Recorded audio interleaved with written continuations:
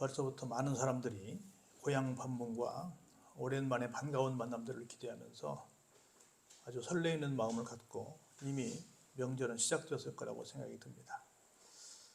여러분들은 해마다 맞는 추석을 또 맞게 되는데 추석은 어떤 날이라고 생각을 하십니까?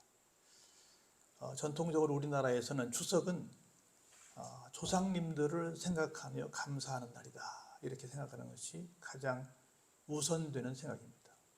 물론 수확을 해서 감사하기도 하고 또 오랜만에 또 가족, 친지, 일가 또 친구들을 만나서 좋기도 하고 또 고향을 또 찾아서 오랜만에 또 옛날 추억을 또 곱씹을 수 있어서 좋기도 하지만 무엇보다도 조상님들께 감사하는 날이 추석날이다라고 하는 겁니다.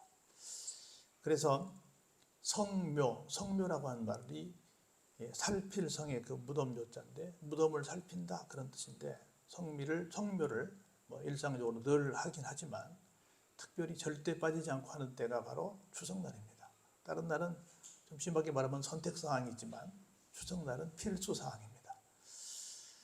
그래서 산소를 찾아서 조상님들께 감사드립니다. 오늘 우리가 이렇게 된 것은 조상님들이 계셨기 때문이고 조상님들이 수고하신 덕을 오늘 우리가 이렇게 후손이 되어서 지금까지 살고 있습니다. 고맙습니다. 이런 예를 표합니다. 저도 저희 선산에 10대조 할아버지까지 계신데 박정희 대통령 이전에 하도 제사를 많이 지내니까 연중 제사 하다 보니까 살림이 그때 먹을 것도 별로 없었는데 너무 힘드니까 그러지 마라. 한 3대까지만 해라. 이렇게 해서 우리도 사실은 거의 2대 정도 하시나요, 여러분들? 아버지, 어머니하고 할아버지, 할머니 그 증조 하시나요? 증조 잘 안 하시죠? 고조 더 안 하시고 거의 아마 내가 볼 때는 할아버지, 할머니까지만 하시고 나머지는 다 그냥 시제 때 한 번에 다 하지 않을까 생각이 들긴 합니다. 그 정도로 조금은 조상님들에 대한 생각을 좀 소홀히 하지 않나 하는 그런 좀 우려도 있긴 한데 근데 우리 또 후손도 살아야 되니까 그런 부분인데 여하튼 간에 그래도 추석날은 조상님들에게 감사드리는 날이다. 이렇게 여러분들이 예수를 믿든 안 믿든 이건 우리 민족의 고유한 전통이기 때문에 기억해야 되리라고 생각이 듭니다. 그리고 돌아와서 가족 간, 친척 간, 이웃 간, 친구들 간에 이렇게 함께 또 즐거운 시간을 보내는 때가 추석 명절이지요. 지금은 도로가 좋아져서 별로 그렇지는 않지만 옛날에는 부산까지 가는 사람들 12시간이 걸렸습니다. 15시간이 걸렸습니다. 20시간이 걸렸습니다. 방송마다 뉴스가 그 얘기였습니다. 그래도 힘든 줄 몰랐습니다. 그래도 좋았습니다. 그렇게 참 고향 찾아도 민족 대이동이다 이렇게 타이틀을 붙여가면서 요란하게들 움직였던 적이 있었습니다. 지금은 도로들이 좋아져서 그렇게는 많이는 안 걸리지만 그래도 민족 대이동을 하긴 하지요. 또 나라가 잘 살다 보니까 또 고속도로도 통행료를 또 면제까지 해주고 그렇게 좋은 사정이 되긴 했습니다. 자, 우리가 이렇게 추석에 대해서 생각을 해보는데 그러면 우리 믿는 사람들은 추석은 어떻게 보내는 게 좋을까? 물론 제가 여러분들에게 추석날 그 예배 설교를 제가 드리긴 했는데 한번 미리 또 우리가 본문의 말씀을 통해서 성도들이 생각하는 추석은 뭘까를 좀 생각을 해보고자 합니다. 앞서 말씀드린 내용을 한마디로 함축해 본다고 한다면 좋은 가문을 주신 조상님 감사합니다.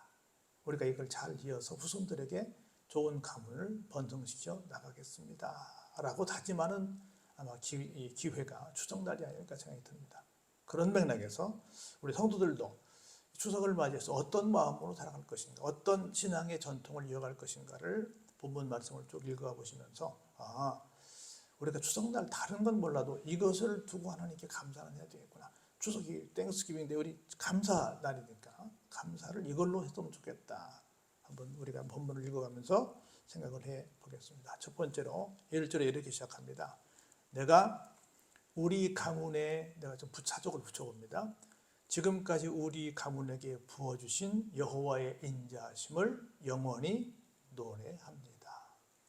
내가 지금까지 우리 가문에 쏟아 부어주신 주의 성실하심을 내 입으로 대대에 계속 알리는 일을 하겠습니다.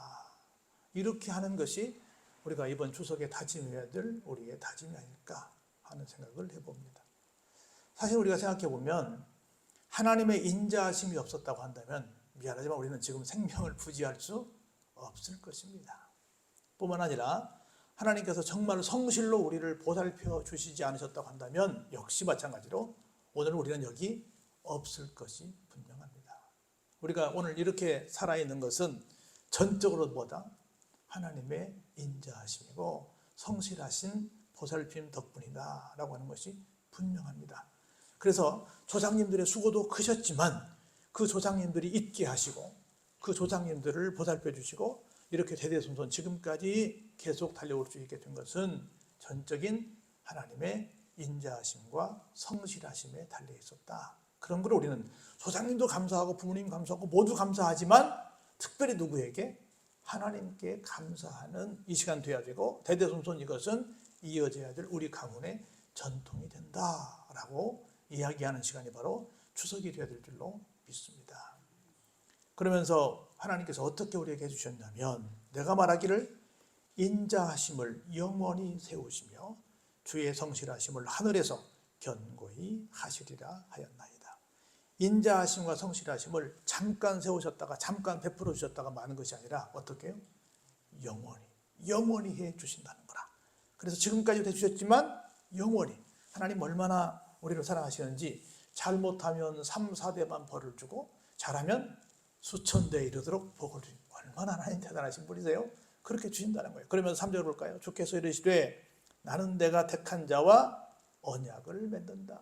하나님이 택한 자가 누구예요? 우리죠. 우리 모두죠. 특별히 여기는 누굴 말해요?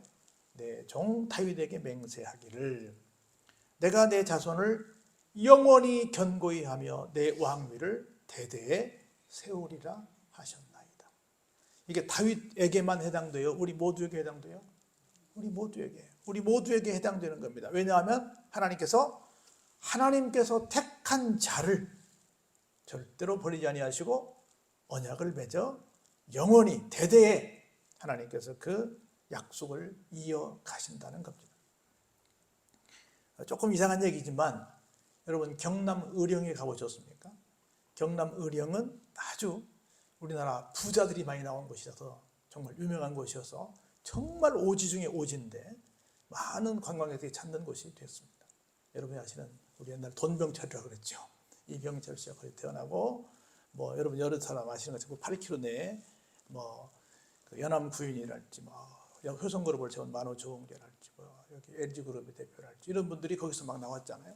여러분이 잘 아시죠? 또 옛날 가야금 우륵 있잖아요. 우륵도 거기 출신이고 또 천하장사 이만기 씨도 거기 출신이고 그래서 대단한 인물들이 굉장히 골짜기인데 거기서 나왔어요. 그래서 많은 사람들이 가가지고 이병철을 그 집에 가서 문고리라도 한번 잡아보자. 그러면 여기서 혹시 부자 기운이 나한테 오지 않을까 해가지고 문고리들이 반질반질해지는데 그렇게 하나님께서 희한하게 그런 오진데 그곳에 쏟아부어 주셔서 우리나라를 이끌어가는 굉장한 재벌들이 나오게 했다는 겁니다. 하나님께서 약속하시면 대대손손 그 복이 이어질 수 있도록 그렇게 놀라운 은혜로 함께해 주신다는 겁니다. 그럼 볼까요? 여호와여 주의 기이한 일을 하늘이 찬양할 것이요 주의 성실도 거룩한 자들의 모임 가운데에서 찬양하리. 하나님께서 정말 신기하게 기가 막힌 일들을 해주셨는데 그것이 하늘에서도 땅에서도 하나님 정말 찬양받아 마땅하십니다 라고 막 하나님께 찬양하는 찬양제가 열린다는 거예요. 어떤 일 때문에? 기이한 일 때문에. 어떤 것이 기이한 일이에요? 하나님이 우리를 향해서 인자와 성실로 대해주셨더니 우리 삶의 자리가 기적의 연속이더라는 거예요. 정말 미러클이라는 거예요. 그러면서 우리는 이렇게 고백합니다. 나와 우리 가족과 우리 모든 후손들이 이렇게 고백합니다. 무릇 구름 위에서 능히 여호와와 비교를 할 자가 있다 없다? 없다. 신들 중에서 여호와 같은 자가 있다 없다? 없다. 하나님은 거룩한 자의 모임 가운데 매우 무서워할 이시오며 둘러있는 모든 자 위에 더욱 두려워할 이시입니다. 하나님을 거역하는 사람, 하나님을 대항하는 사람이 있을 수 있다 없다? 없다. 그런 거로 만군의 하나님이여 주와 같이 능력 있는 자가 있다 없다? 없다. 여호와여 주의 성실하심이 주를 둘렀나이다. 주께서 바다의 파도를 다스리기도 하시고 파도가 일어날 때 뭐도 해요? 잔잔하게 하시기도 하십니다. 다시 말해서 모든 것들을 다 주관하시고 계신 분이 누구다? 오직 우리가 섬기는 그 여호와 하나님 한 분밖에 계시지 않다라고 지금 우리에게 선포합니다. 이것을 어떻게 하자고요? 대대손손 전달하는 그걸 다짐하는 이번 추석 명절이 되자라고 하는 겁니다. 그러면서 어떻게 하셨는데 10절부터 그 이유를 조금 더 구체적으로 우리에게 설명합니다. 첫 번째, 주께서 누구를요? 라합을 죽임당한 자같이 깨뜨리시고 주의 원수를 주의 능력의 팔로 흩으셨다. 라합이란 말은 여러분이 어느 생각하세요? 누가 생각나요? 기생을 생각하죠. 근데 그건 말고 여기서 말하는 것은 바닷속에 사는 흉포한 화적동물을 얘기할 때 라합이라고 말해요. 이것은 비유적인 말인데 당시에 최대 강대국이었던 애굽을 말합니다. 그래서 하나님께서 그 최대 강대국이었던 애굽도 물리치시고 비록 노예에 불과한 사람들이지만 그들을 출애굽시키셨다라고 하는 얘기를 기억하면서 어떤 원수라도 주의 능력의 발로 어때요? 흩어버리시고 다 물리치시게 된다라고 하는 말씀을 하는 겁니다. 우리가 볼 때는 절대로 불가항력적인 상황입니다. 절대로 그들이 자기들의 자력으로는 애국을 물리치고 거기서 탈출할 수 없습니다. 그런데 누가 하셨어요? 하나님이 하셨어요. 지금 여러분들의 삶의 자리에 굉장히 어려운 일들이 많이 있을 수 있습니다. 내 능력으로는 절대로 돌파구를 찾을 수 없을 것 같아요. 누가 함께 하시면 인자하심의 하나님, 성실하심의 하나님이 내 손을 잡아주시면 어떻게? 기이한 방법으로 이 문제가 해결된다라고 말씀을 하고 계시는 겁니다. 왜냐하면 우리 한번 같이 11절 읽어볼까요? 시작. 하늘이 주의 것이요 땅도 주의 것이요 세계와 그 중에 충만한 것을 주께서 건설하셨기 때문입니다. 할렐루야. 모든 것이 누구 거니까? 하나님 거니까. 하늘도 주님의 것. 하나님, 여긴 주는 하나님입니다. 구약이니까. 하늘도 하나님 거고 땅도 하나님 거예요. 세계와 그 중에 충만한 것을 다 누가 세우셨어요? 하나님이 세우셨어요. 그런 거로 세우시는 분도 하나님, 무너뜨리는 분도 하나님, 그걸 마음대로 쥐락펴락하시는 분이 하나님이시기 때문에 우리가 볼 때는 절대로 안 될 일 같지만 하나님께서는 무슨 방법으로? 기이한 방법으로 하나님의 인자와 성실을 베푸셔서 문제를 해결해 주신다는 겁니다. 그러면서 남북을 주께서 창조하셨으니 다볼과 헤르몬이 주의 이름으로 말미암아 즐거워하나이다. 이스라엘의 대표적인 산들 이름입니다. 다볼산이랄지 헤르몬산이랄지 이런 산들이 다 어떻게 해요? 주님께서 창조하셨기 때문에 다 하나님의 이름으로 말미암아 즐거워합니다. 한번 같이 13절 같이 크게 보시죠. 시작. 주의 팔에 능력이 있사오며 주의 손은 강하고 주의 오른손은 높이 들리우셨습니다. 할렐루야. 주의 팔은 우리 주의 팔에 주의 친절한 팔에 안기세 그러잖아요. 주의 팔은 뭐가 있어요? 능력이 있습니다. 주의 손은 강합니다. 주의 오른손은 어떻게 했어요? 높이 들렸어요. 이겼다라고 하는 그 승리를 우리에게 강력하게 보여주고 계시는 겁니다. 그래서 의와 공의가 주의 보좌의 기초라. 인자함과 진실함이 주 앞에 있다. 이 완벽한 이 보좌의 기초가 의와 공의입니다. 그리고 인자함과 진실하십니다. 그런 거로 우리는 이렇게 말해야 돼요. 그런 거로 우리 집은 이런 집이 됐다라고 15절의 말씀을 우리가 이번 명절에 꼭 외쳐야 될 줄로 믿습니다. 한번 같이 보실까요? 시작. 즐겁게 소리칠 줄 아는 백성은 복이 있나니 여호와여 그들이 주의 얼굴 빛 안에서 다니리로다. 즐겁게 소리친다. 뭐예요? 이런 14절까지의 모든 하나님을 우리가 어떻게 해요? 우리 가문이 다 믿어서 그 하나님께 정말 목소리 높여 감사의 찬양을 드린다는 거죠. 그렇게 감사의 찬양을 목청 높여 드릴 수 있는 그 가정은, 그 백성은 뭐가 있어요? 복이 있죠. 그들이 주의 얼굴 빛 안에서 다니게 되는 정말 행복한 삶을 보장받게 된다는 거죠. 그래서 그들은 종일 주의 이름 때문에 뭐해요? 기쁘죠. 그리고 주의 공의로 말미암아 어떻게 돼요? 지금까지는 저 밑바닥 인생을 살고 있지만 높아진다는 겁니다. 할렐루야. 기쁨의 삶, 높아지는 삶을 하나님께서 보장해 주시겠다는 겁니다. 그러면서 주는 그들의 힘의 뭐예요? 영광이 되십니다. 우리의 뿔이 주의 은총으로 높아집니다. 힘의 영광, 영광은 승리에 도다는 말이라고 말씀드렸죠. 뿔은 뭐예요? 어떤 뭔가 등극한 거예요. 임금이 된 거고 뭔가 그게 출세한 겁니다. 우리의 뿌리, 우리의 어떤 높아짐이 무엇으로? 주님의 은총으로 말미암아 높아지게 되었다는 겁니다. 그런 거로 우리의 방패는 누구에게 속했어요? 하나님께 속했죠. 당연히 하나님께 속했죠. 우리의 왕은 이스라엘의 거룩한 이에게 속하였기 때문입니다. 여러분의 삶의 자리에 얼마나 많은 방패가 필요해요. 우리 세상이 지금 얼마나 위험천만합니까?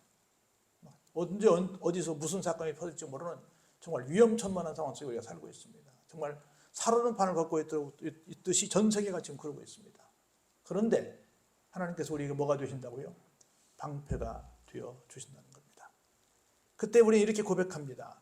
주께서 환상 중에 주의 성도들에게 말씀하여 이르시기를 내가 능력 있는 용사에게는 뭐예요? 돕는 힘을 더해 줄 것이다. 백성 중에서 택함 받은 자는 내가 더욱 높여 줄 것이다. 할렐루야. 여러분들에게 돕는 힘을 더해 주신다는 거예요. 우리 이런 말 많이 옛날에 했잖아요. 하늘은 스스로 돕는 자를 돕는다. 스스로 열심히 해보려고 하는 사람들을 더 돕는다는 거예요. 돕는 힘을 더하시는 하나님. 택함 받은 자를 높여주시는 하나님. 그게 누구라고요? 그게 나라고요. 그게 나예요. 그런 나, 그게 누구라고요? 우리 가족이라고요. 그게 누구라고요? 우리 가문이라고요. 그게 우리 교회 공동체라고요. 우리라고요. 그게. 이걸 기억하시길 바랍니다. 그러면서 볼까요? 내가 내 종 다윗을 찾아내요. 나의 거룩한 기름을 그에게 부었도다. 함께 같이 읽어보실까요? 20절 시작. 내가 내 종 다윗을 찾아내요. 나의 거룩한 기름을 그에게 부었도다. 여러분 제가 몇 번 설명했지만 세상에는 두 가지 종류의 종교가 있습니다. 하나는 사람들이 만들어 놓고 찾아가는 종교가 있어요. 이것을 어려운 말로 찾아가니까 위로 올라가니까 상향식 종교라고 합니다. 그런데 신이 우리를 직접 찾아와서 우리를 만나주신 종교는 세상에 딱 하나가 있는데 그게 기독교입니다. 우리는 하나님을 찾아갈 수 없습니다. 하나님이 우리를 찾아오셨습니다.